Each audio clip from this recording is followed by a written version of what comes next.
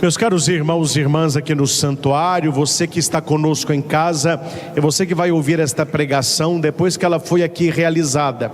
Nós estamos em Mateus capítulo 1, versículo 18 ao 24. Depois você leia Mateus 1, 18 ao 24. Mateus narra aqui como foi a origem de Jesus Cristo. Meus irmãos, todos os anos, este evangelho é nos trazido neste tempo do advento. Então a história de José com Maria, de Maria com José, penso já ser conhecida de todos. Farei uma pequena introdução apenas, talvez alguém ainda não a conheça, mas eu quero trabalhar com você este ano 5 pontos da vida de José que nós podemos trazer para a nossa vida, para facilitar a nossa caminhada espiritual e os nossos relacionamentos. José, um homem justo, a Bíblia diz, José, seu marido, era justo, ele age de uma maneira justa, e assim como ele agiu, nós podemos também agir. Nós sabemos que o casamento judaico, não é igual ao nosso. Para o judeu, o noivado já é casamento. Eles já são marido e mulher, só que eles não coabitam, então eles não moram na mesma casa. A primeira aliança foi feita, o juramento ali está consolidado, Maria já está prometida a José, ela será sua esposa, José será marido de Maria, então resolveu a questão. Este espaço entre a primeira etapa do casamento e entre o dia da festa, onde o marido vai desposar a sua esposa, é para 2 coisas: para que o pai da noiva prepare o dote, e para que o noivo, que no caso aqui já é marido, mas não moram na mesma casa, possa preparar a residência para o grande dia. Porque o nosso casamento é uma etapa só. Tem o namoro, o noivado e o casamento. Para o judeu, o noivado já é casamento. José já é marido de Maria, Maria já é esposa de José, mas eles não têm relação porque eles não moram na mesma casa. Então veja aqui, para você entender o início da leitura.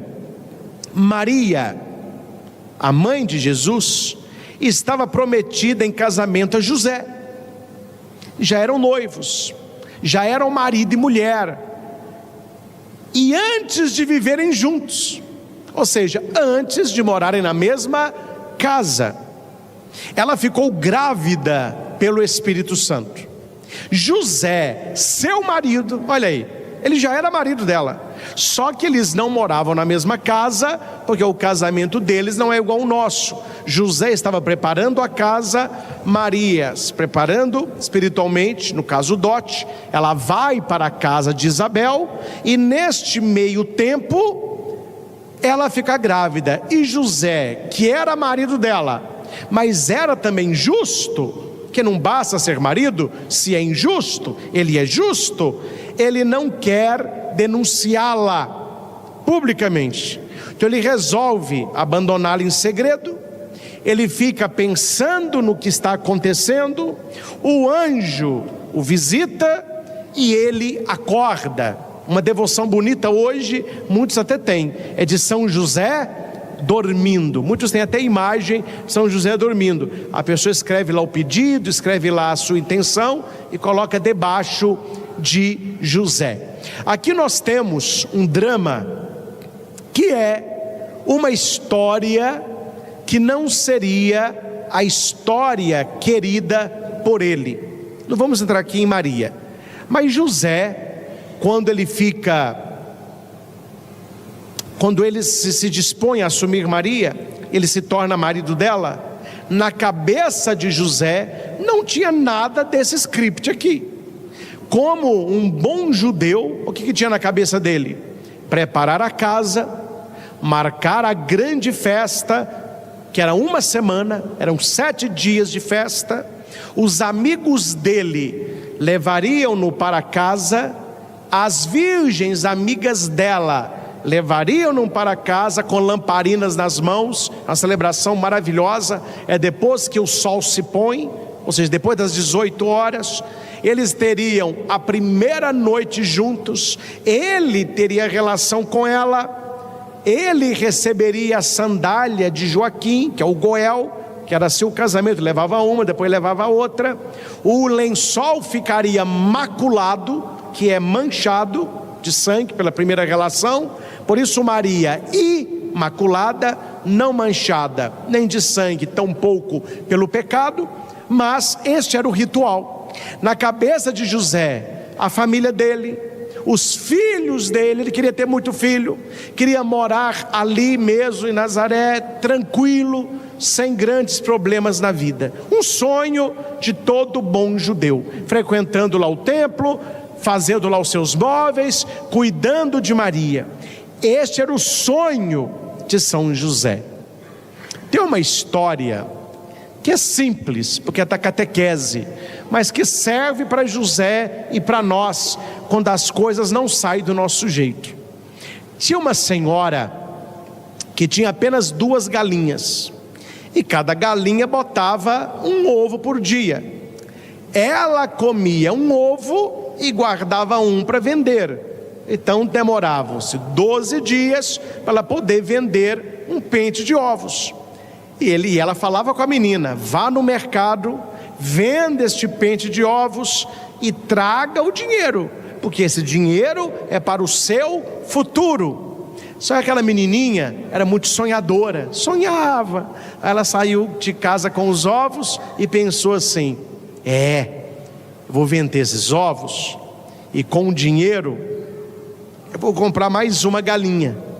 Aí eu vou poder vender de 6 em 6 dias. Com o dinheiro eu vou comprar outra galinha, e vou comprar outra, daqui a pouco é 1 dúzia por dia. E este dinheiro vai fazer eu comprar um vestido lindo para mim, para eu ir na festa à noite. Nesta festa à noite eu vou conhecer um belo rapaz, ele vai se apaixonar por mim, ele será o meu marido, nós vamos nos casar, vamos ter filhos, vamos morar numa casa de 2 andares. Ele terá um carro, uma boa profissão. Eu quero um cachorro de raça. Eu quero para os meus. Nisso ela estava sonhando tanto que ela tropeçou, caiu e quebrou os 12. Conta-se a história que ela no chão chorando. Alguém perguntava: mas por que você chora tanto? São apenas 12 ovos. Ela falou: mas junto com os 12 ovos foi embora o meu marido e todo o resto. Ou seja, meus irmãos, entenda a cabecinha dela. Aquilo que aconteceu na cabeça dela mudou a história dela toda dali para frente. Quando São José vê Maria grávida, ela voltando da casa de Isabel, o choque não foi apenas de Maria grávida, mas de uma história que não seria a mesma. Ele sabia que dali para frente a história dele não seria a mesma. A pergunta aqui é: como que a gente reage quando as coisas não acontecem do nosso jeito? Como é que você reage quando você tinha um sonho e a coisa acontece de outro jeito? Quando você estuda para passar e não passa. Quando você quer trabalhar em tal lugar e não é chamado.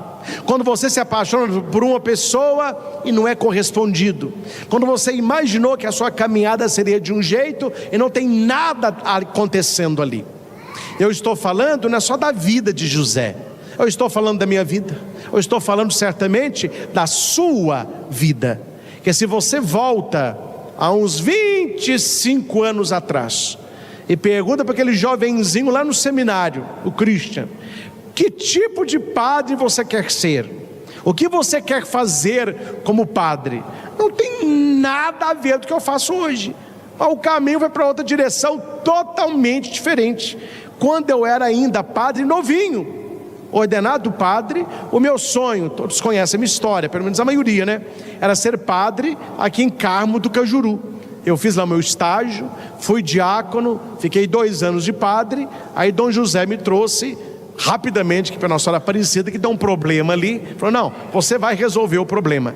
O dia que Dom José me chamou e falou comigo assim: Christian, Padre Christian.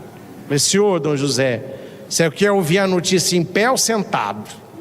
Eu lembro como se fosse hoje. Falei: meu Deus do céu, eu vou sentar. Eu falei: é bom mesmo. Aí eu sentei e falei: ó, estava pensando, eu vou te trazer para Divinópolis. Eu lembro eu falando para Dom José: mas Dom José, mas tudo está pronto para ficar em Cajuru. Padre Francisco já me passou os conselhos, eu já estou treinado lá, já estou. Você vem e pronto. Como que eu vou discutir com o bispo? É José vendo Maria e eu saindo de Cajuru.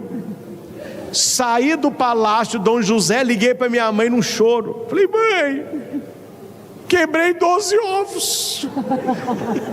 Foi tudo embora.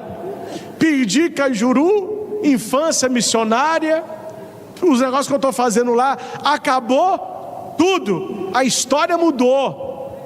Minha mãe falou o seguinte: olha, eu não sou bispo, se eu fosse eu te deixava em Cajuru. Reza e entrega para Deus.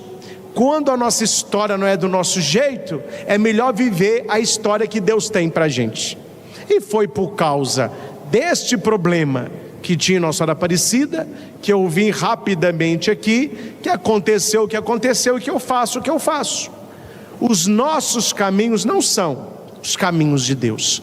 Quantos de vocês, quando era pequenininho, tinha sonho de ser uma profissão, de fazer tal coisa? Ah, vai ser assim. Ah, eu vou morar em tal lugar. Ah, eu vou casar com tal pessoa e vai ser assim. Aí, meu filho, você vê que as coisas não vão se realizando do nosso jeito. Elas vão se realizando sempre, para quem reza, do jeito de Deus. Repito, para quem reza. Porque tem gente que não reza, faz da vida uma bagunça e fala: tem que o padre falou, as coisas não saem de não. Aí você está levando a vida com a barriga. Mas para aquele que reza e que é justo como José, Deus ele vai conduzindo a história.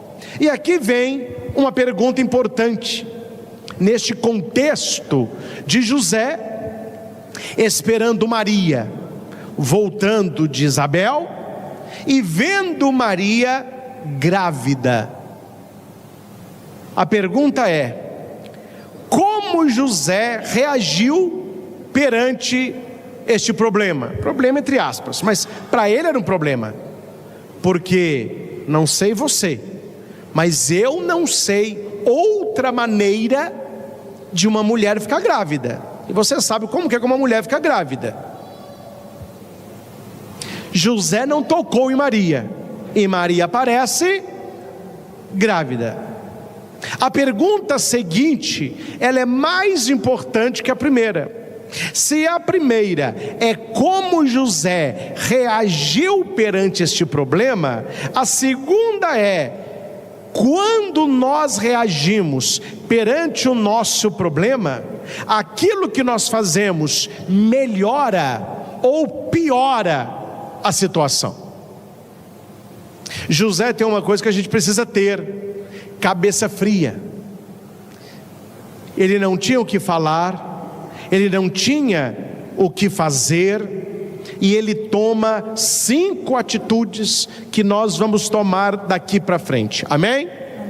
Quando as coisas não saírem do seu jeito, faça esse caminho de 5 passos. Eu chamo de os 5 passos de José. Essa pregação já foi realizada também na Canção Nova, na Fortaleza, e em Fortaleza, mas trouxe para vocês hoje. São os 5 passos de José. Isso aí resolve tudo. Isso aí resolve tudo. Vamos lá. Primeiro passo: ele não queria denunciá-la. Segundo passo: ele abandonou Maria em segredo. Terceiro passo: ele ficou pensando naquilo que estava acontecendo. Terceiro passo: o anjo do Senhor o visita. último passo, ele acorda do sonho. Se nós fizermos estes 5 passos, nós teremos uma vida mais feliz, mais abençoada e mais próspera. Então eu vou adaptar os passos de José à nossa vida hoje, 2000 anos depois de tudo isso, e funciona como nunca. Vamos aos passos para aprendermos com José a não piorar as situações que já não são boas. A situação já não é boa. Furar um pneu no meio da estrada à noite já não é bom. Passar naquela prova já não é bom. Não conseguir a carteira já não é bom. Ficar doente já não é bom. Ter uma vida e um casamento que não foi o teu sonho já não é bom. Agora você já vai piorar o que não é bom? Você ainda vai piorar o que não está bom? Ou o que não está do seu jeito? Nós temos que tentar melhorar as coisas. E José fez uma sequência de atitudes que no final deu certo. Porque hoje você olha para São José e você diz assim: que história, que homem, que justo, que marido. E aqui para nós, São José não falou Maria falou 4 vezes na Bíblia só. Jesus falou muito. Maria 4. E José, você não tem nenhuma palavra de José. É o famoso, entra mudo e sai calado. E José não falando nada, nós temos livros grossos só sobre São José. Porque não precisou falar. A atitude de José nesses 5 passos mostrou o homem que ele era.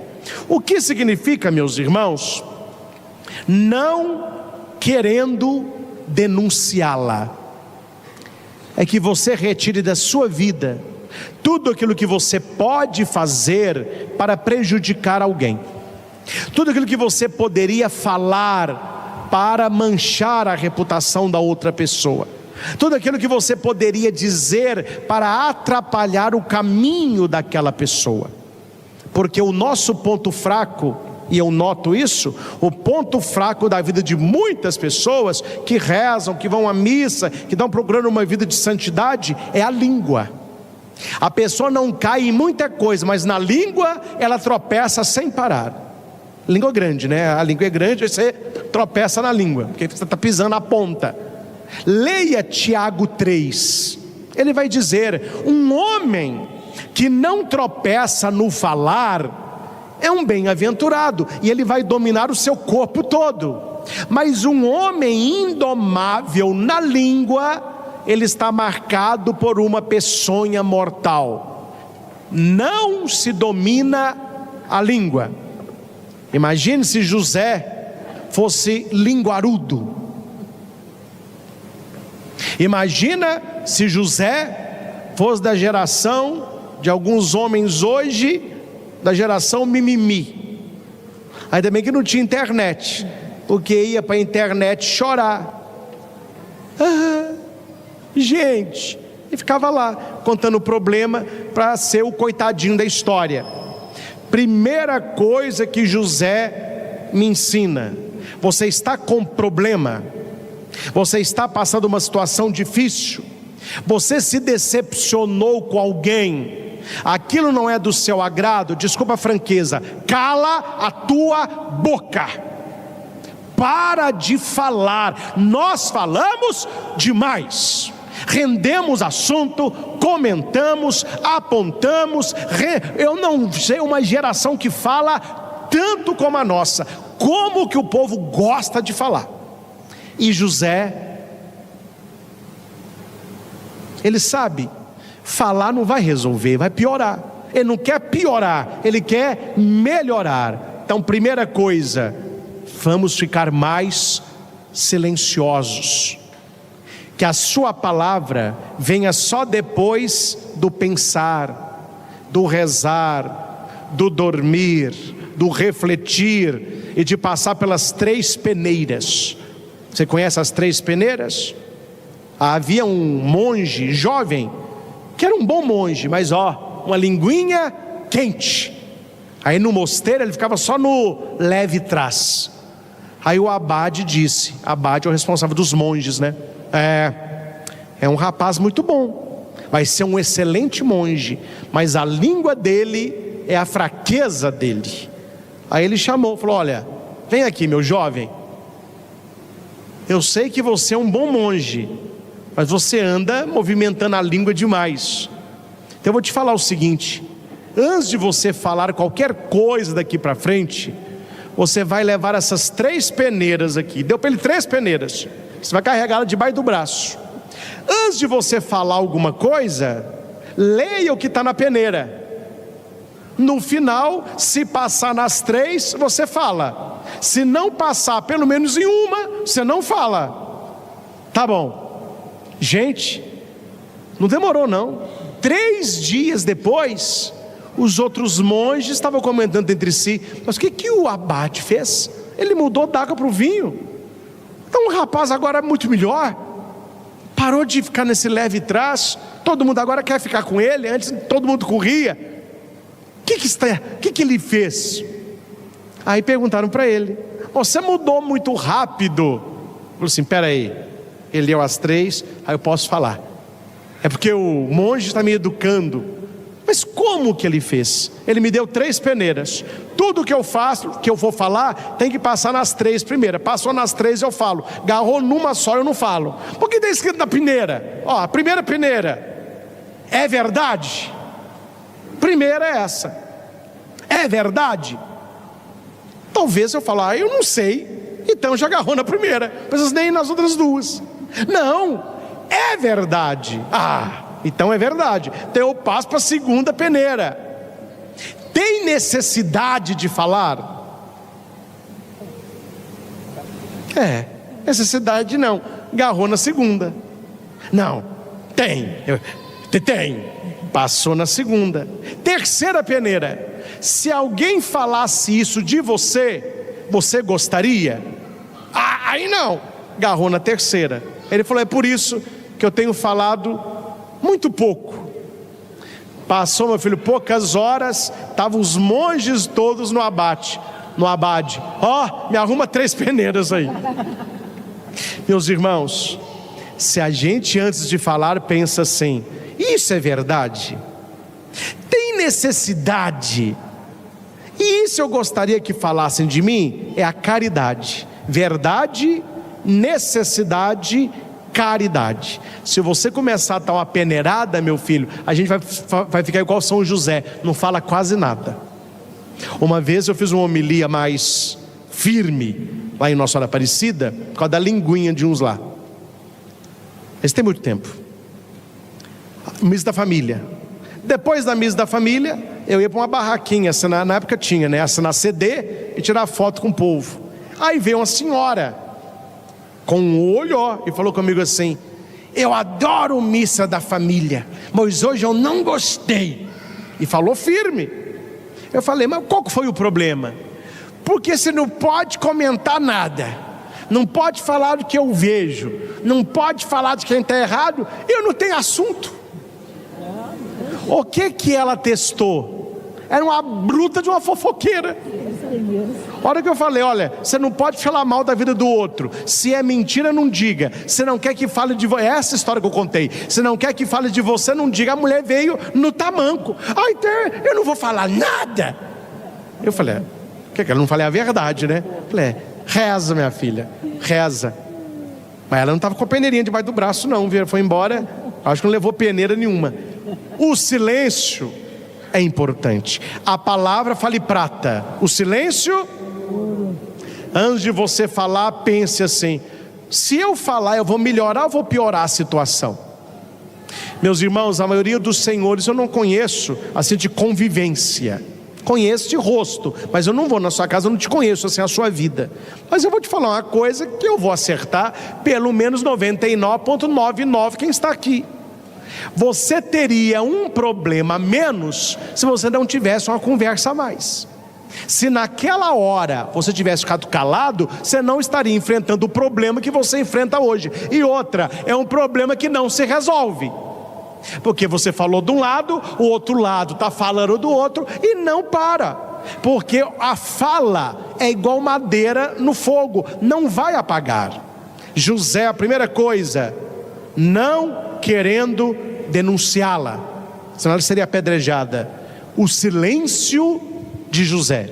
A gente fala muito do silêncio de Maria, mas aqui está o silêncio de José.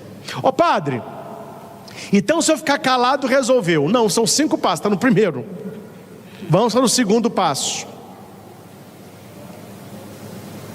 Seu marido, não querendo denunciá-la, primeiro passo, refletir agora, resolveu abandonar Maria em segredo. Abandonar Maria em certas coisas você vive no seu coração.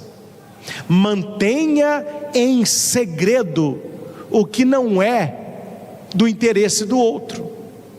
O que o ouvido não ouve, o coração não cobiça.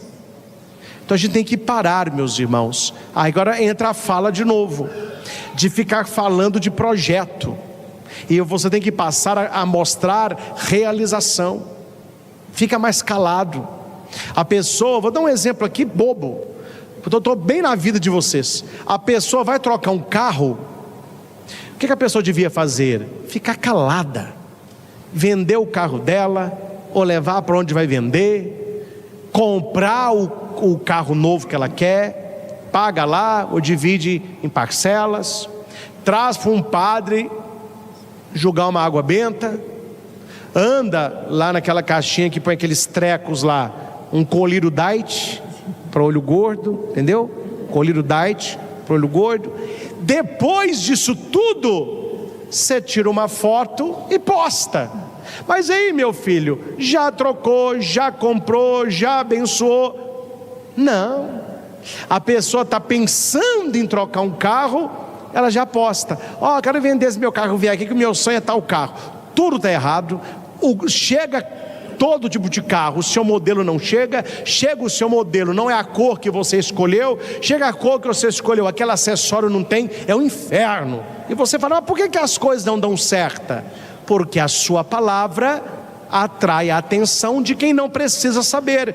Quem precisa saber que você vai trocar o carro? Quem vai pagar? Fora isso, ninguém precisa saber.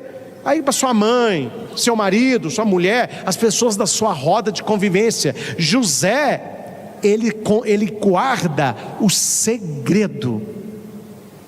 Olha para o padre aqui. Quem avisa amigo é, viu?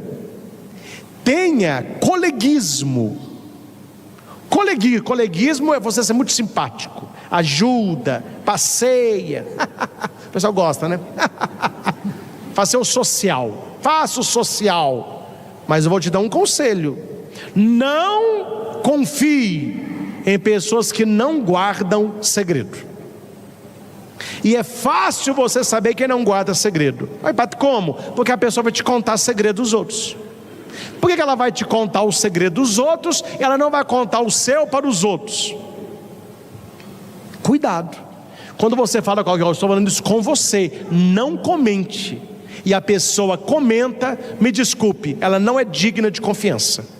Conviva, trate bem, passeia, mas temos que aprender com José, guardar segredo.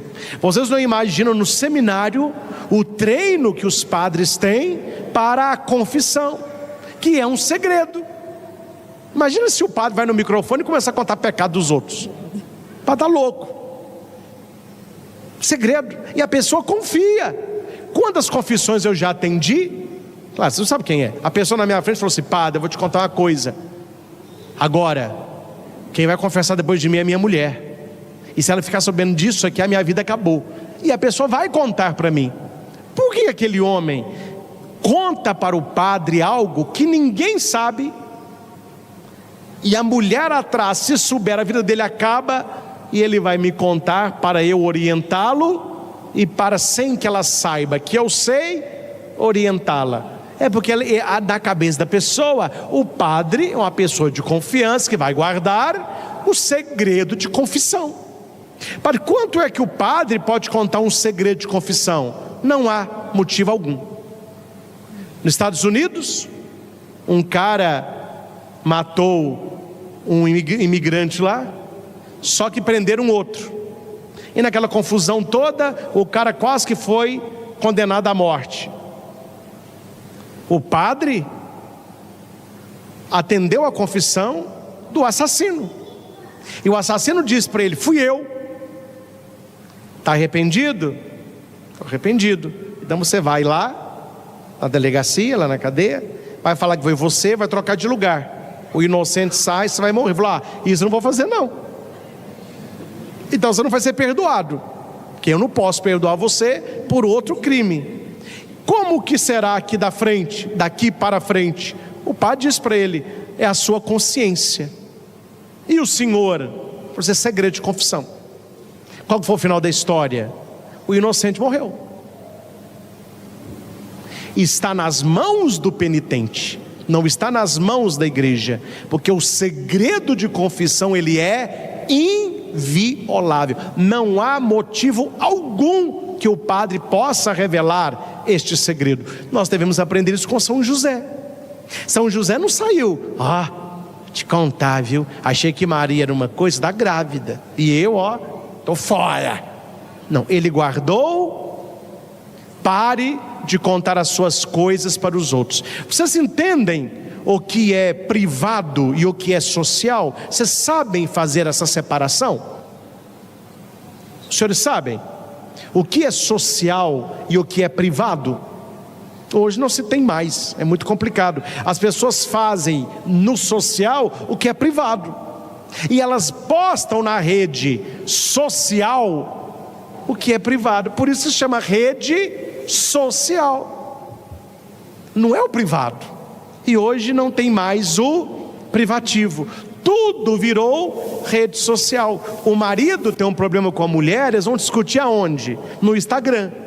Aí ele grava no Instagram dele, você assiste. Você vai para o Instagram dela, ela está respondendo. Aí ela ataca ele, você vai no dele, ele grava outro. Eles não entenderam que o casamento deles é privado. Eles estão no social. José me ensina: tenha uma vida mais privativa.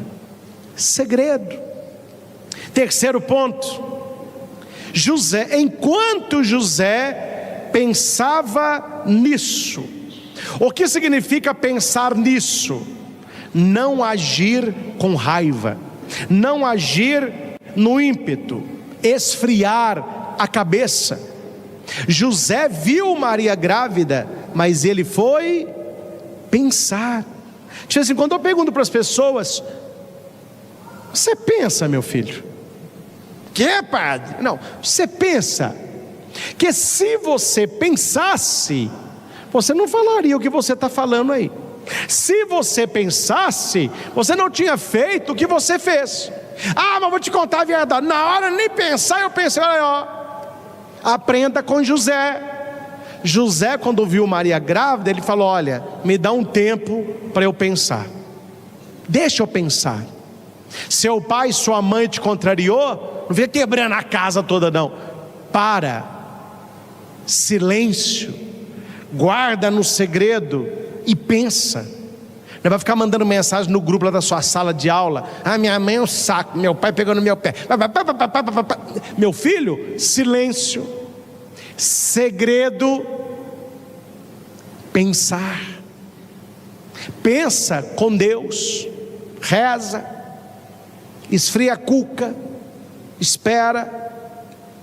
Quando alguém me traz um problema muito difícil, falo com a pessoa: olha, não tenho nada para te falar, mas eu vou te dar uma bênção, vou rezar por você, e você volta semana que vem. A gente reza, a pessoa fica satisfeita. Ai, delícia, o padre rezou para mim, eu estou mais calmo. Falei: tudo vai dar certo. Repete, padre, tudo vai dar certo. O senhor jura? Eu falei: não, mas eu rezo. Então tá bom. Aí passa uma semana, a pessoa volta. Toda vez a pessoa volta com a carinha melhor, mais animadinha, porque uma semana é muita água a passar debaixo da ponte. E eu falo com a pessoa: olha, até você voltar, eu posso pedir uma coisa? Pode, padre. Fique em silêncio, guarda essa situação no seu coração Fique pensando nisso. Vou te falar agora do anjo, que é buscar uma ajuda de Deus. Quando você voltar daqui uma semana, nós vamos ver o que a gente faz. É o acordar de José. Meu filho, uma semana que ela ficou mais calada e pensando, ela vê a situação de uma outra maneira. A gente tem que esperar. A gente não quer esperar. Tem que esperar, né? Então São José, ele não quer acabar com a imagem de Maria. Ele é o homem do segredo, do silêncio.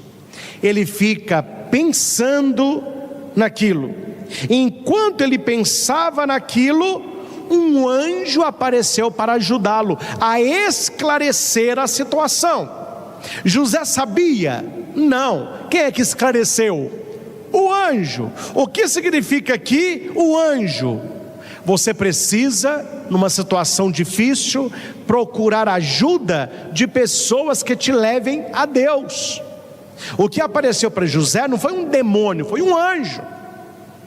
Quando você está com um problema, cuidado para você não pedir ajuda a pessoas que precisam de ajuda. Se você está perdido, cuidado para você não pedir conselho para quem não está mais perdido que você. Procure pessoas que tenham uma consciência clara, uma pessoa que seja espiritualmente equilibrada, uma pessoa que tenha intimidade com Deus. Ela vai te levar para o caminho certo. Que gente para te levar para o caminho errado não falta. Chuta o pau da barraca, trai mesmo, rouba mesmo. Não, porque é muito fácil eu te dar um conselho errado, sabendo que se der errado é você, não sou eu. Por isso que o aconselhamento é muito sério. Eu falo que ser padre é uma bênção, mas é algo muito difícil. Porque se você fala com a pessoa, faça isso, ela faz. Não faça isso, ela não faz. Siga esse caminho, ela segue. E se ela se estrepar? Padre, hein? Estava ruim com o senhor, ficou pior, hein? Então nós temos que ser homens de Deus, sintonizados com Deus, e orientar a pessoa na palavra de Deus, porque a palavra de Deus não erra. Se a pessoa vem pedir conselho técnico, conselho psicólogo, padre, põe a mão nesse caroço aqui, o que o senhor acha que é? Eu falei, meu filho, o que eu acho que é? O que eu acho que é? Eu acho que você engoliu uma bola de sinuca, isso que eu acho que é isso aí. Mas não, você engoliu não, então não é, então procura quem sabe o que é. Eu vou te orientar na parte espiritual, aí eu sei orientar, na palavra de Deus. Vamos na palavra de Deus julgar luz no seu problema, seja qual problema for, matrimonial, financeiro, emocional, de amizade. A palavra de Deus.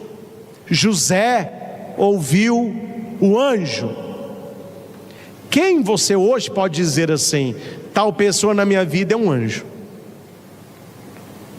Deus nos dá vários anjos. Esses podem te ajudar nesse momento. Não é para contar para todo mundo, para pedir ajuda a esse anjo. E por último, melhores amigos, pessoas de confiança. E por último, José acorda. Quando ele acorda, ele vê a situação diferente. Ele dorme chorando, ele acorda sorrindo. Ele dorme angustiado, ele acorda aliviado. Ele está longe de Maria. Quando ele acorda, ele vai para perto. O que significa este acordar? Despertar a mente para a verdade e obedecer a Deus no caminho que Ele tem para você. Por isso que lá atrás deu errado, para que você chegasse no caminho certo. Se Deus der, amém. Se Ele não der, amém. Se a coisa for, amém. Se não for, amém também. Eu não estou falando de fatalismo. Fatalismo é, o que aconteceu é o que tinha que acontecer. Não.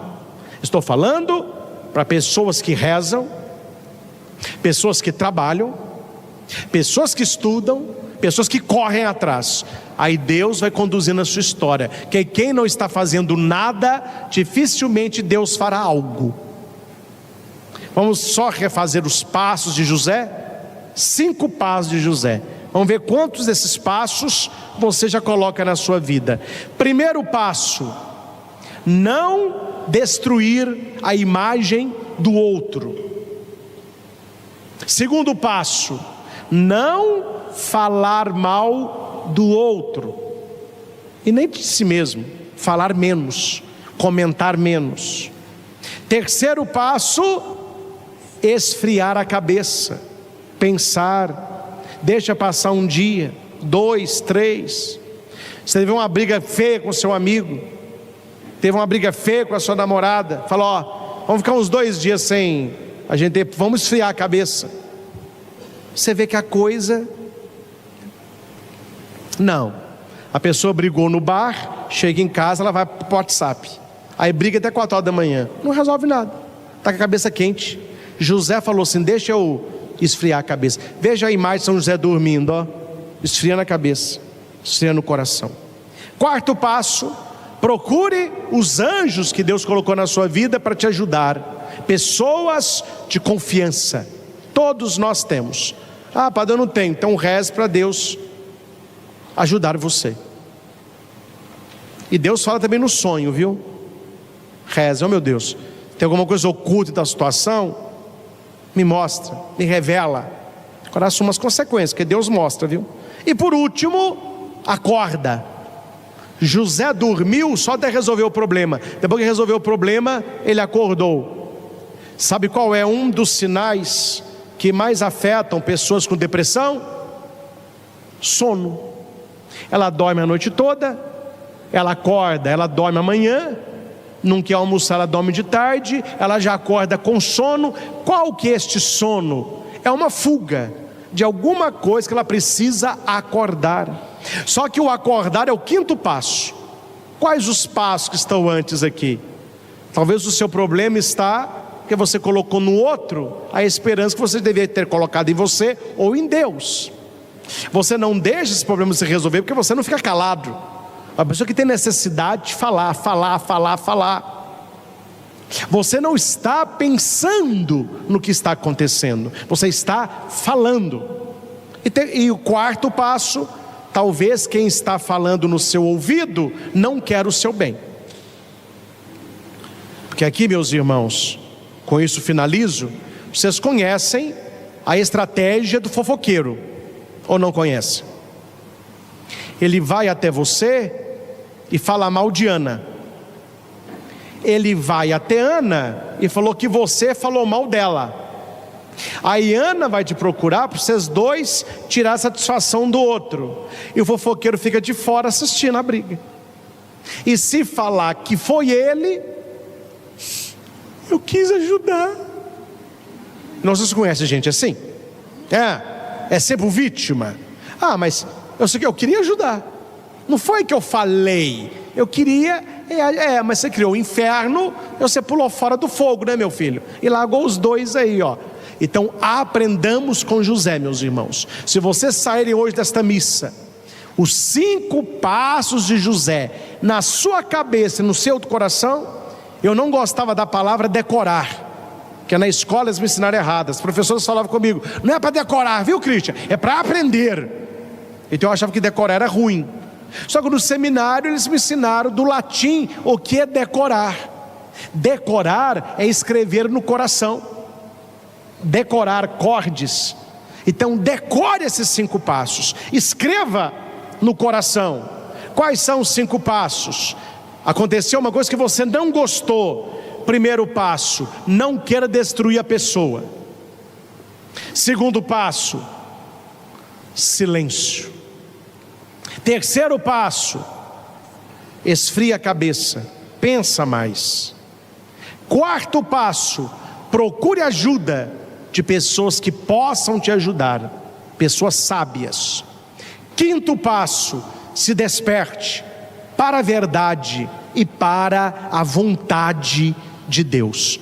É por isso que mesmo a história de José, não sendo a história que José queria, José foi um homem plenamente feliz, plenamente realizado, plenamente de Deus. E foi tão pai do menino, mas tão pai, que quando o menino Jesus era adolescente, com 12 anos, Maria disse: Jesus, por que fizeste isso comigo e com teu pai? Nós te procurávamos.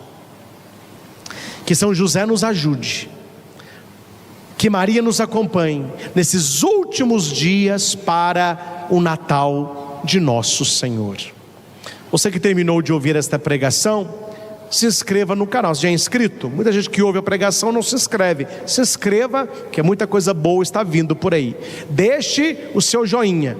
Olha quantas pessoas estão nas transmissões. Olha o pouquinho de joinha que tem aí. Põe um joinha. Deixe o seu comentário. O que você aprendeu com os 5 passos de José? E para vocês e para nós, a última pergunta.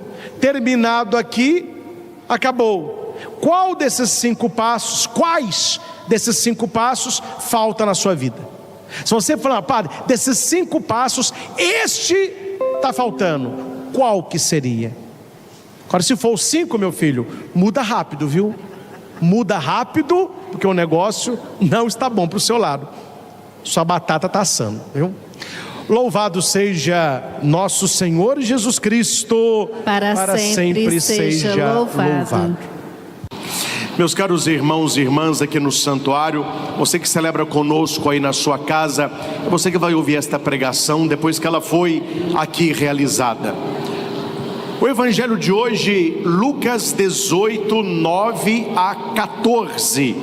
Jesus fala de algo que faz parte da nossa vida cristã, e se não faz, deveria fazer, que é a nossa vida de oração, a nossa espiritualidade.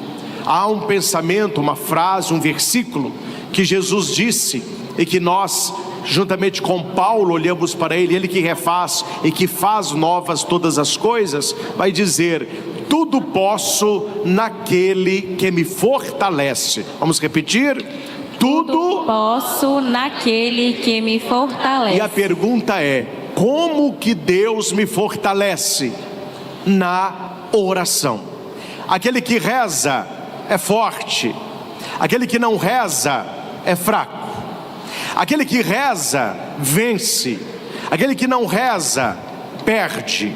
Aquele que reza consegue ser mais santo. Aquele que não reza, ele vai ser geralmente envolvido pela ilusão do pecado. Então rezar é uma necessidade espiritual. Nós temos necessidade de alimentação, temos necessidade de água, temos necessidade de respirar, e no mundo espiritual nós temos necessidade de oração. A questão não é aqui se rezamos ou não rezamos. Aqui Jesus já está lá na frente, rezamos, e Ele vai mostrar os tipos de oração. E uma vida certa, ela se torna injustificada por uma oração feita da maneira errada. E uma vida que não era certa, ela se torna justificada por uma oração correta. Olha como que as coisas, elas vão invertendo aqui o lugar. Jesus vai dizer o seguinte, é uma parábola, é uma história, um ensinamento. Ele vai dizer assim: ele contou esta parábola para algumas pessoas. Quem são essas pessoas? 2 tipos de pessoas: as pessoas que confiam nelas mesmas e que desprezam os outros. É a autossuficiência e o egoísmo. Então, para estas pessoas, Jesus conta esta história, que é esta parábola. Quando ele fala de 2 homens, poderia ser outro número. Ele fala de 2 para a gente comparar um com o outro, porque são 2 pessoas, 2 atitudes, 2 maneiras de rezar. Uma que agrada a Deus, a outra não agrada. Aqui, meus irmãos, prestem atenção para você entender a parábola. Era o fariseu e tinha um cobrador de impostos. Outro texto é um publicano. Aqui fica muito claro, atenção, que o fariseu, ele tem uma vida exemplar. O fariseu, ele tem uma vida que ele está buscando fazer as coisas certas, e tudo que ele vai dizer na oração é o que nós devemos buscar para a nossa vida. O fariseu, ele não leva uma vida errada. O problema dele é que ele tem uma oração errada. Quem está levando a vida errada é o cobrador de impostos, porque ele está cobrando imposto daquele povo que é dominado pelo Império Romano, e ele aumenta a cobrança para ficar com moedas para ele. Então era um ladrão público, era um homem que não era querido, bem quisto e nem bem visto por ninguém. O fariseu tem uma vida correta, o cobrador de impostos tem uma vida incorreta, é um ladrão. E o fariseu, aqui a gente pode entender quem ele é. Ele não é um ladrão, graças a Deus. Ele não é ladrão. Ele não é desonesto, isso agrada a Deus. Ele não é adúltero, ou seja, ele é casado e ele é fiel à sua mulher. Ele não fica aí como tico-tico no fubá. Ele está sendo fiel ao seu relacionamento. Ele vai dizer também que ele jejua 2 vezes por semana. Olha, é um homem piedoso. 2 vezes por semana ele faz o jejum. Esta oração, ela é desnecessária, porque não está havendo aqui uma oração, está havendo aqui uma informação. A oração não é para você informar a Deus nada, porque Ele já sabe disso. E isto são qualidades que Ele tem, só que Ele sente necessidade de informá-las a Deus. A pergunta é: Ele está informando porque Deus não sabe? Não é esse o intuito. Ele está fazendo esta oração para se colocar melhor que o outro, porque ele conhecia o outro, ele sabia quem era o outro, ele sabia a vida errada do outro, ele sabia o roubo do outro. E ele que tem uma vida certa, ele perde a razão rezando errado. Então veja só, o contrário também não vai funcionar. Mas vamos lá. O fariseu, ele se coloca de pé. O de pé em contraste ao cobrador de impostos, que ele fica à distância, com a cabeça baixa, numa atitude de humildade. Aqui é a nossa postura perante Deus. Como que nós nos portamos perante Deus? Com a cabeça erguida, mostrando que nós praticamos a justiça, que nós somos pessoas boas. Isso não é pecado. O problema é a exaltação, colocando em nós a própria justiça. Aqui, meus irmãos, o cardeal Raniero Cantalamessa tem uma pregação muito bonita, que ele vai aprofundar um tema: se o diabo não nos pega na tentação, ele vai nos pegar na soberba espiritual. Se ele não consegue nos pegar naquilo que é mal, ele vai nos pegar naquilo que é bom. Como? Enchendo o nosso coração de soberba, para que nós nos coloquemos melhores que as outras pessoas. O problema aqui não é a vida do fariseu. Ele leva uma vida correta, corretíssima, exemplar. Nós podemos fazer isso. Não seja um ladrão, não seja desonesto, não cometa adultério e jejue, está certinho. O problema dele é que ele vai começar a oração agradecendo a Deus, mas o agradecimento dele é soberba. Eu te agradeço, ó Deus, porque eu não sou como os outros homens. Já entornou o caldo, já entornou o caldo. Não existe oração comparativa. A oração, ela é pessoal. Quando você for rezar, não fique se comparando às outras pessoas. Faça a sua experiência. Claro que eu não escuto a oração pessoal de cada um, mas eu escuto confissões. E como acontece na confissão este tipo de comparação? A pessoa, ela quer amenizar o pecado dela, pesando a mão no pecado do outro. Agora minha pergunta é: o que interessa para um penitente o pecado do outro?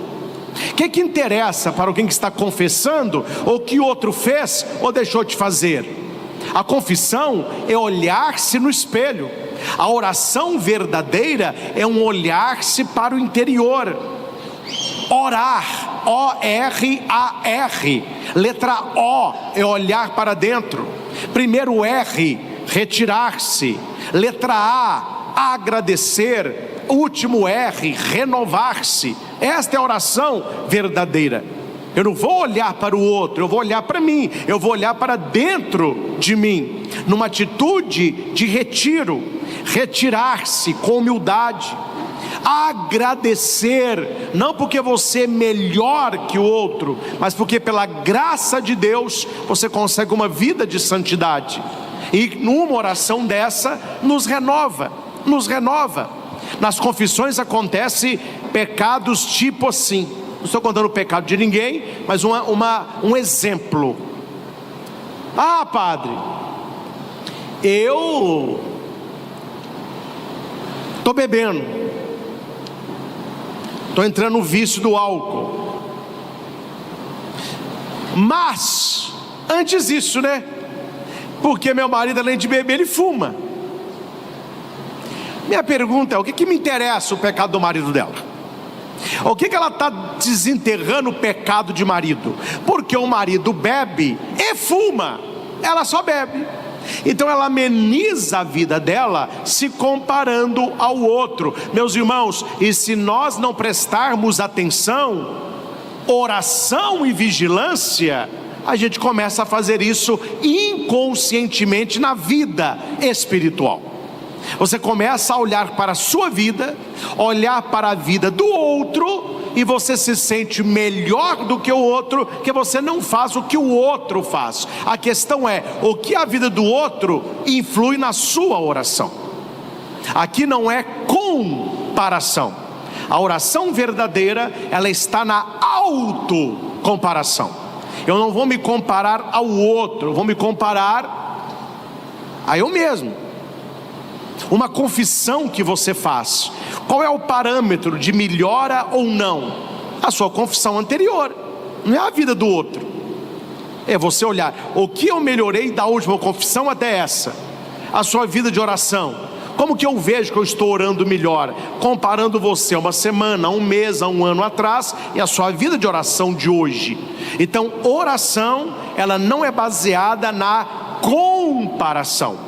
Quando ele se compara, ele está fazendo uma oração que não é justificada, que não é aceita.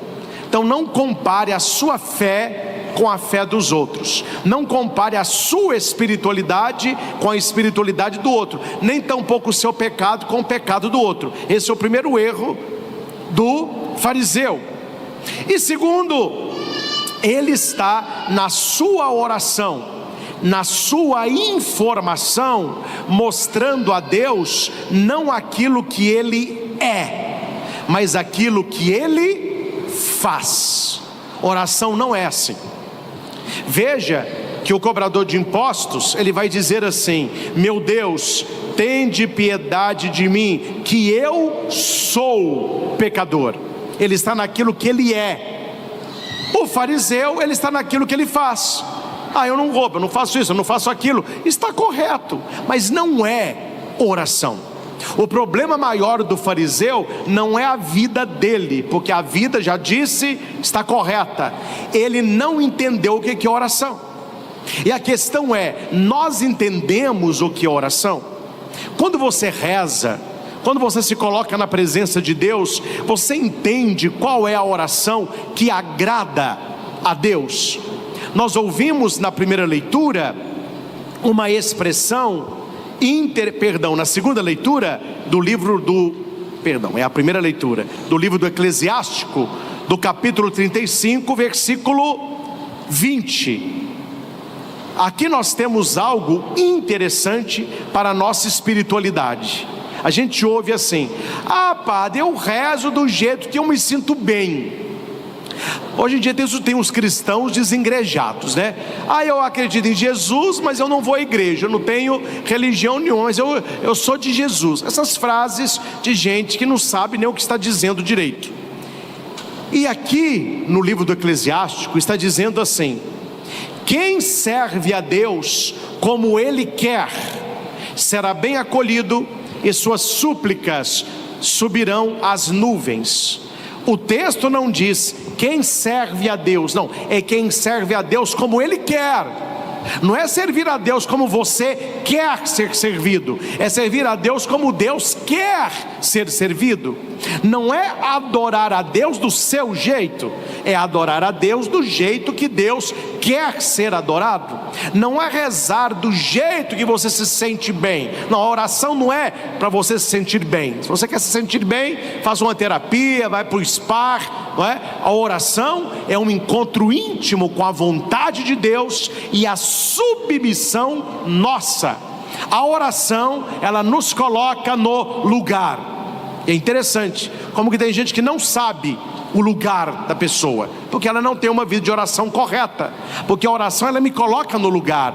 Eu tenho que orar do jeito que agrada a Deus, eu tenho que servi-lo do jeito que o agrada, eu tenho que adorá-lo do jeito que agrada. E se eu o sirvo como Ele quer, eu sou acolhido, e a minha prece ela vai atravessar o céu. Então a nossa oração, ela não precisa ser uma oração de informação. Deus já sabe o que nós fazemos de bom. Isso é graça na nossa vida. Na oração, nós temos que trazer a nossa miséria. É aquilo que nós ainda não somos, é aquilo que nós ainda não fazemos, é aquilo que nós ainda não chegamos. Na pregação de ontem, Dom Giovanni falava da diferença entre a perfeição e a santidade. A pessoa que entra nessa vida de perfeição, ela vai levar uma vida sofrida, arrastada, porque ela vai se decepcionar com ela a cada queda. Ele dizia muito bem que os santos da igreja não foram perfeitos, mas foram santos, porque eles não acostumaram com o pecado, eles não se renderam ao pecado, eles não se entregaram ao pecado, eles lutaram contra o pecado e se santificaram na visão beatífica, na vida eterna. Perfeito é só Deus. Nesta vida, a humanidade, o único que não pecou foi a Virgem Maria. Dizia isso também ontem. Então nós temos que trazer para a nossa vida também o nosso pecado e levá-lo à oração. Aqui o cobrador de imposto conquistou a Deus, porque ele não falou nada que ele está fazendo, mas ele vai dizer: tende piedade de mim, que sou pecador. Se ele fosse ímpio, ele não rezaria. Se ele não tivesse fé, ele não rezaria. Se ele não quisesse melhorar de vida, ele não rezaria. Se ele está ali rezando, é porque ele nota a miséria dele, mas a misericórdia de Deus. Ele vai pedir: oh meu Deus, tem piedade, porque eu sei quem eu sou um pecador. E Jesus vai dizer: olha, este saiu justificado, o fariseu não. Uma oração soberba, uma oração orgulhosa, uma oração cheia dele mesmo, uma oração em comparação ao outro, para que ele saísse melhor. É por isso que o cardeal Raniero vai dizer isso: cuidado, se Deus não te pega no pecado, Ele pega você na soberba espiritual. E é fácil reconhecê-la. Como que eu reconheço a soberba espiritual? Quando eu começo a me achar melhor que os outros. Aí está a soberba. E não é que você não deva melhorar a cada dia. É isso o sonho de Deus. Imagina que bonito você entrar numa oração profunda e Deus olhar para você e Ele vê que você não tem pecado mortal. Esse é o sonho de Deus para todos nós. Eu tenho amado a Deus sobre todas as coisas, eu tenho honrado o seu santo nome, eu tenho celebrado o seu culto, eu tenho honrado meu pai, minha mãe, meus avós, eu não peco contra a castidade, eu não sou ladrão, eu não cobiço a mulher do próximo, nem o homem da próxima, eu não fico falando mal e acabando com o nome das outras pessoas. Ou seja, você está cumprindo os mandamentos. Isso é glória para Deus, e isso é sinal da sua graça na sua vida. É isso que nós devemos buscar. Agora, o problema não é você ter uma vida de santidade. O problema é quando a sua vida de santidade te faça achar que você é melhor que o outro. Aí, meu filho, já era. Isso não é santidade, isso é soberba. E o diabo sabe usar isso contra nós. O diabo sabe usar isso contra nós. Precisamos ter uma vida de oração. Isso é fato, onde Jesus insiste inúmeras vezes que nós precisamos rezar, nós precisamos orar. E é interessante, quanto mais a pessoa está próximo da luz, menos ela peca, mais amigo de Deus ela é, e mais pecado ela consegue enxergar. Quanto menos a pessoa reza, mais longe da luz ela está, mais facilidade para o pecado ela tem, e ela não consegue enxergar a divisão entre aquilo que é de Deus e aquilo que é do mundo. Para ela tudo é muito normal, não tudo, porque ela não reza, ela não tem a visão espiritual. Finalizo, meus irmãos, com a segunda leitura, onde vai dizer qual é o fruto da nossa oração.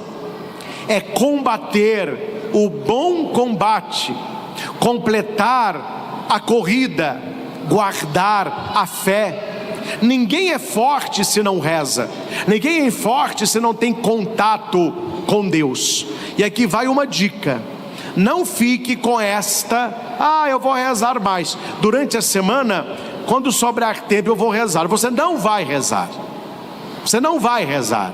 Oração precisa ter prioridade no relógio. Esta hora é a hora da minha oração. Se eu deito 9h30, 10 horas, 11 horas da noite, eu vou 10 minutos antes, 10 minutinhos, largar o celular, desligar a televisão e fazer a minha oração.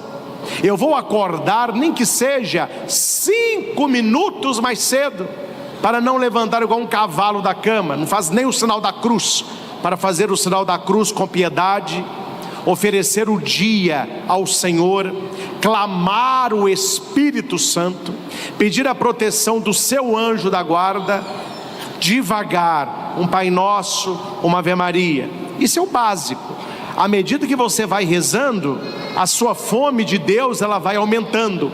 Ninguém começa rezando 1 hora, ninguém começa rezando, eu não rezo nem uma Ave Maria por dia, a partir de amanhã eu vou rezar o rosário 4 terços por dia, padre. Não vai, não vai. E se começar, vai parar no meio do caminho, porque todo ganho é lento.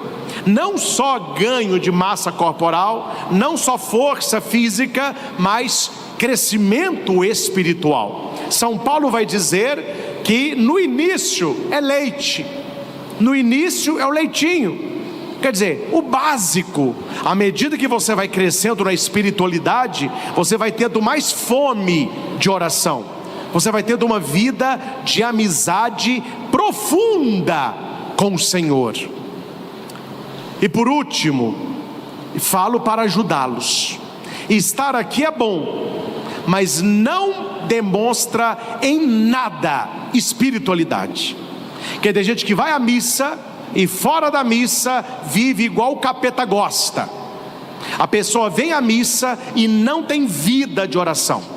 A pessoa está com pecado mortal, ela não confessa há muito tempo, mas ela levanta na comunhão e comunga, como se ela pudesse comungar. A pessoa está no adultério e ela recebe a Santíssima Eucaristia como se fosse a coisa mais normal do mundo. O que essa pessoa não tem? Espiritualidade. Ela não conhece a gravidade do pecado dela. Ela tem religiosidade. Ela vai à missa, ela bate o cartão, até fica assistindo aí tudo que acontece aqui, fica assistindo, mas ela não está entendendo como anda a sua vida espiritual. E por que que isso acontece? Porque a pessoa não reza. Uma pessoa que não reza, ela não amadurece.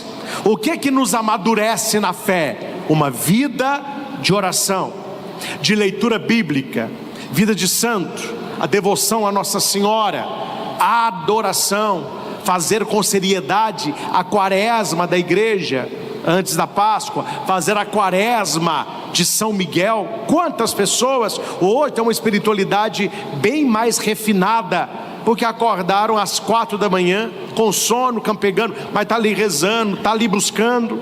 Pessoas que reservam, olha, eu estou pegando muito leve com os senhores, tudo aqui eu estou falando tempo muito pequeno.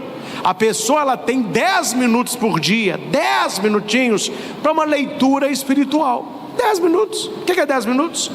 5 minutos para a leitura do Evangelho do dia. Estar aqui, meus irmãos, é uma bênção.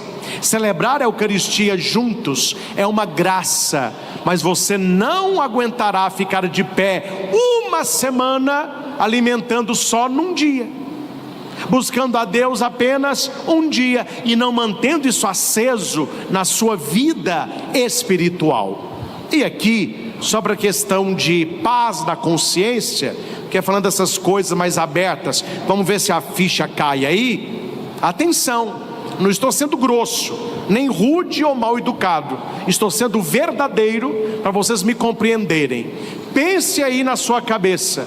Eu estou aqui falando, já tem quase meia hora, sobre a importância de você rezar, a importância de ter contato com Deus, a importância do Santo Terço, da leitura bíblica, invocação ao anjo da guarda, etc, etc, etc. Pensem agora nesta questão: se você reza ou não reza, o que acrescenta em mim ou o que diminui em mim? Nada. Se você reza ou não reza, para mim, enquanto pregador e orientador dos senhores, não fede nem cheira. Para mim tanto faz como tanto fez. Se você está rezando ou não está rezando, o problema é seu, meu filho. Mas se você reza, as graças são suas. E se você não reza, a vida difícil não será minha, será sua. Então a oração não envolve o padre que está aqui pregando, envolve a sua intimidade com Deus. Você não reza para mim, você não reza porque o padre está pedindo e orientando para rezar. Você reza porque é necessário para quem quer ter uma amizade com Deus. Você reza porque você quer ter uma visão espiritual, uma audição espiritual. Jesus falava sobre isso. Este povo, ele ouve com o ouvido, mas ele não escuta. Esse povo, eles escutam, mas eles acham que entendem e não entendem. Eles acham que enxergam, mas não enxergam. São as pessoas que não têm a vida espiritual. Então, meus irmãos, busquemos, como o cobrador de impostos, uma oração que agrade o coração de Deus. E qual é a oração que mais agrada o coração de Deus? É você apresentar a Deus as suas misérias e não se acostumar com elas, lutar contra elas, mas apresentar a Deus a sua miséria. Pense, compadre, aqui: quais são as pessoas que conhecem as suas misérias? Quais são as pessoas que conhecem o seu lado não maravilhoso? Porque nós temos o lado maravilhoso e nós temos o lado não maravilhoso. Todos nós. Quem que conhece o seu lado não maravilhoso? As pessoas que te amam, as pessoas muito próximas a você e as pessoas que te amam apesar dos pesares. Para o povão, a gente quer mostrar o nosso lado maravilhoso, mas para quem você ama, você mostra a sua miséria. E uma pessoa que chegou perto de você e disse assim: olha, esta é a minha fraqueza, esta é a minha vida, este é o meu passado, este é o meu gênio, isto é o meu pecado. É uma pessoa que te ama, que confia em você e que sabe que você pode ajudá-la a melhorar. Se você vai para Deus e você fica só se elogiando, onde está a melhora? Onde está a conversão, que é a mudança de vida? Jesus vai dizer: este povo me louva com os lábios, mas o seu coração está longe de mim. Como que eu me apresento a Deus? Como que eu trago meu coração para perto? Na vida de oração. Meus irmãos, crie um ambiente na sua casa para a oração. Não ia falar disso, mas me dê mais 5 minutos, que isso é importante. Não se reza com televisão ligada. Sai dessa. Não se reza mexendo em celular. Não se reza com o som ligado na rádio. Não se reza brincando com pet. Não. Ah, padre, a minha vida de oração é a hora que eu tomo banho. É porque a água vai me lavando por fora e eu pego. Eu falei: meu filho, para com isso. Nós temos que ter um momento de oração e um momento com Deus, para que Deus veja que aquele momento é momento de oração. E é claro que você pode ter uma vida de oração, mas uma coisa não exclui a outra. Eu posso rezar enquanto eu faço comida, eu posso ali lembrar de Deus quando estou tomando banho, escutando uma música religiosa.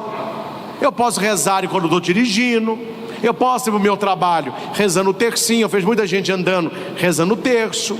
Eu posso fazer uma caminhada aqui na Pitangui rezando os minutos. Não há problema, isso faz bem.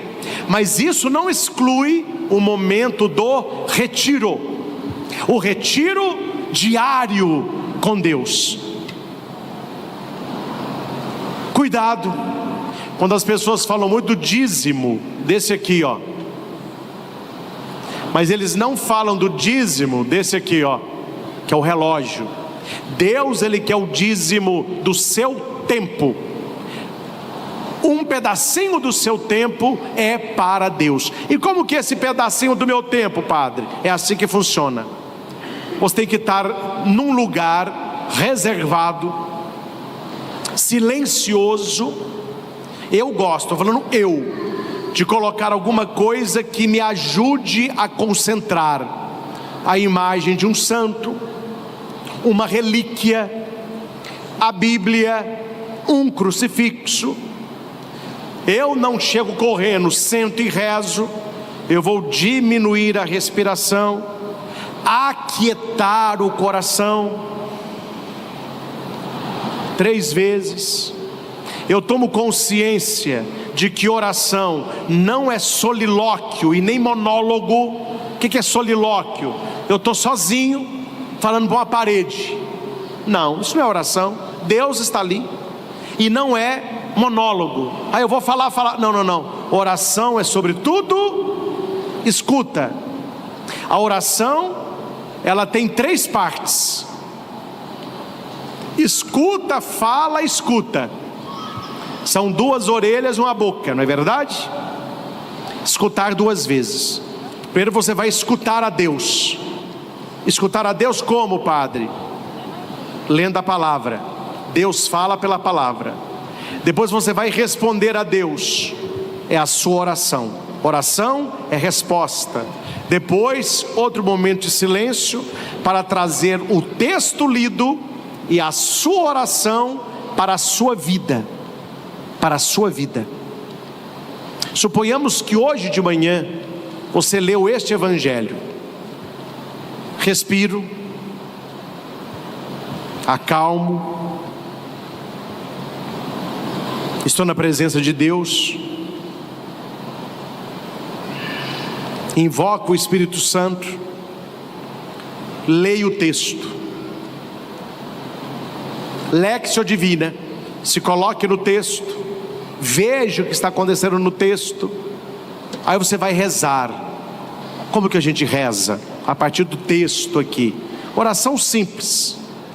Meu Deus, que eu não seja e que eu não tenha uma oração tipo esse fariseu, que eu tenha uma oração como o cobrador de imposto, mas que eu não tenha uma vida como o cobrador de imposto, que eu tenho uma vida como o do fariseu, né? Porque tem gente que olha assim, faça o que ele fala, mas não faça o que ele faz. Com o cobrador de imposto é o contrário. Faça o que ele faz, mas não fale como ele fala. Você rezou, você olha para a sua vida. Eu tenho me considerado melhor que os outros? Eu tenho julgado muitos outros? Na minha oração, eu tenho me colocado superior? Não, eu e Deus, Deus e eu. Reza. Você fez a sua oração, reconheceu-se também miserável, pecador, silêncio, respiração, agradece, Ave Maria. Isso não demora, isso vai te preencher.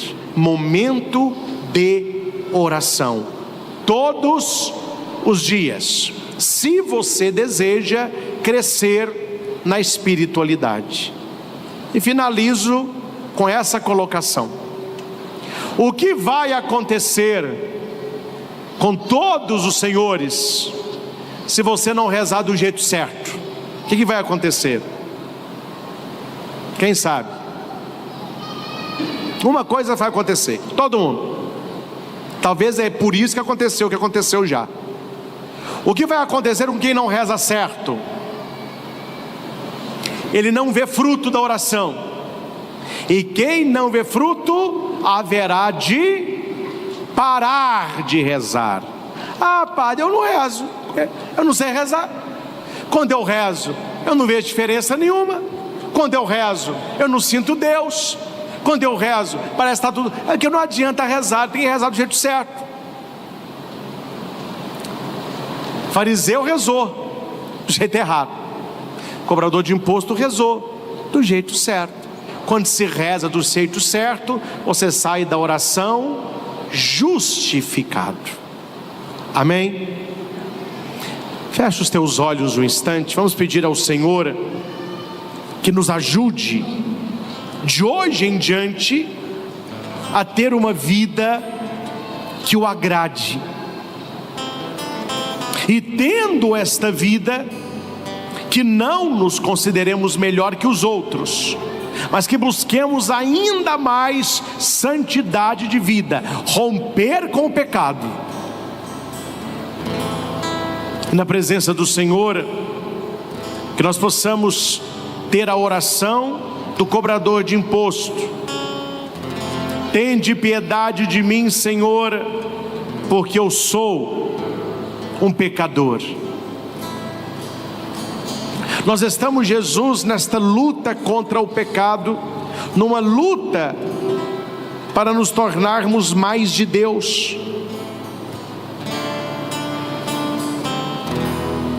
Ajuda-nos, Senhor, e principalmente as pessoas que ainda não têm o hábito da oração, ajuda-as a ter fome e sede de Ti. Dá-nos, Senhor, fome e sede de Ti. Quando nós temos uma fome física, nós buscamos alimento. Quando nós sentimos sede, nós buscamos água. Se nós tivermos fome e sede de Deus, nós vamos buscá-lo na oração.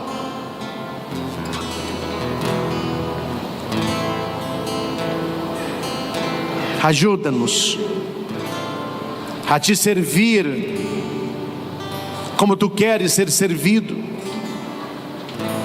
para que sejamos acolhidos e para que a nossa oração ultrapasse as nuvens.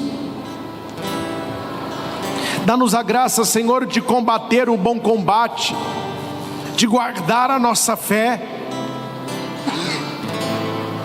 e de buscar sempre mais a profundidade espiritual que nos vem da vida de oração.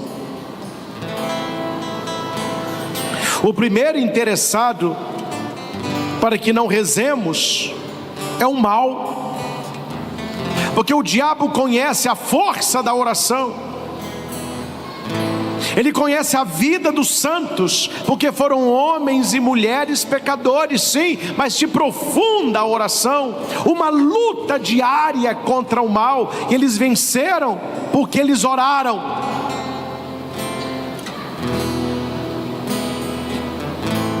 E o demônio sabe que aquele que não reza é uma presa fácil. Aquele que não reza, ele é fraco espiritualmente. Jesus, dá-nos gosto pela oração. Desperta no nosso coração de hoje em diante, nem que seja 5 minutos, mas que sejam todos os dias os 5 minutos de Deus. Eu quero isso, Senhor, ter os 5 minutos de Deus. Afasta do nosso coração toda preguiça espiritual, todo desânimo com a vida de oração. Dá-nos olhos, Senhor, para enxergar quais são as distrações que roubam o tempo da oração. Talvez é uma série, é o celular, tantas e tantas coisas vão ocupando o nosso tempo e a oração fica para trás. Ajuda-nos, Senhor, em cada oração a nos compararmos com a gente mesmo, a ter um olhar para dentro. O Senhor sabe as coisas boas que fazemos, as coisas boas que praticamos. Glória a Deus por isso. É também pela Tua graça, pela Tua misericórdia, que a nossa oração não seja uma prece de informação, mas de clamor pela Tua misericórdia. Assim como Jesus disse a Santa Faustina: se clamardes pela minha misericórdia, receberás o meu melhor. A paz que o mundo procura está na minha misericórdia. E Jesus vai dizer para Santa Faustina: como os homens têm sido ingratos com a minha misericórdia. Devemos apresentar a nossa miséria ao Senhor e receber dele misericórdia, amor e cura. Obrigado, Senhor Jesus, porque o Teu Espírito Santo está agindo. Eu tenho certeza que muitas pessoas aqui no santuário e tantas que nos acompanham de casa estão tomando hoje esta decisão: eu preciso rezar mais, eu preciso estar mais na presença de Deus, eu preciso buscar a Deus. Se eu tenho caído, se eu tenho pecado, se eu tenho errado, se a minha vida está sofrida, é falta de oração. Uma oração que atravesse as nuvens, uma oração que agrade a Deus. Maria Santíssima, Nossa Senhora desatadora dos nós, nós colocamos nas Tuas mãos o nó da nossa falta de oração. Desfaça esta noite, ó Maria, tudo aquilo que está nos impedindo de rezar, tudo aquilo que está dificultando a nossa vida de oração, e que possamos na nossa casa ter um clima de oração, criar um cantinho da oração, para que o Senhor fale ao nosso coração. Que esta palavra encontre uma terra boa no nosso coração e que ela possa germinar, crescer e produzir 30, 60, 100 frutos por um. Que o Senhor nos abençoe e que o Senhor nos conceda esta ajuda tão necessária para sermos homens e mulheres de oração, homens e mulheres de fé, homens e mulheres de Deus. Que assim seja. Amém. Amém. Louvado seja nosso Senhor Jesus Cristo, para sempre seja louvado. Sua Mãe, Maria Santíssima.